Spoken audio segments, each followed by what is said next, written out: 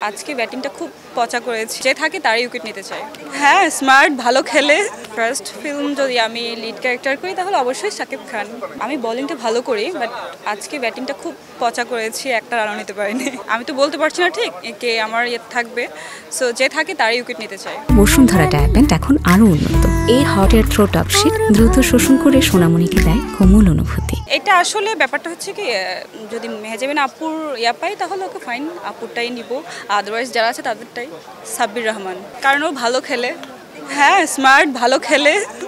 তেমন কাউ খেলা দেখা হয় না বাংলাদেশের, যেহেতু ক্রিকেট খেলা খুব কম দেখা হয় আমার, তো সেক্ষেত্রে আমার সাব্বিরকে ভালো লাগে, মাঝে মধ্যে ওর খেলাই দেখি।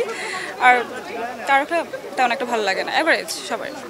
আমি বেশ কিছু সিঙ্গেল কাজ করেছি, ইনশাল্লাহ ঈদে আসবে কয়েকটা কাজ, ওয়েট করছি, স্টিল করছি, র্যাম্পে কাজ করছি। এখন পর্যন্ত আসেনি, যদি কখনো আসে অবশ্যই করব, কারণ সে superstar, that's why.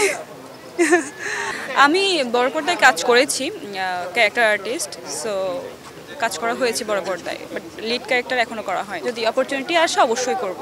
First film যদি আমি লিড ক্যারেক্টার করি তাহলে অবশ্যই শাকিব খান। মেগাস্টার, ভালো অ্যাক্টিং করে, অ্যান্ড হচ্ছে সেই বর্তমানে আমাদের বাংলাদেশের টপ হিরো, দ্যাটস ওয়াই তার সাথে একটা কাজ করতে পারলে অবশ্যই আমার ভালো, আমার ক্যারিয়ারের জন্য ভালো হবে। অ্যান্ড সবারই, বাংলাদেশে যারা নায়িকা আছেন সবারই ইচ্ছে যে ফার্স্ট কাজ শাকিব খানের সাথে করার। সো হ্যাঁ, অবশ্যই আমি তো আর ব্যতিক্রম না।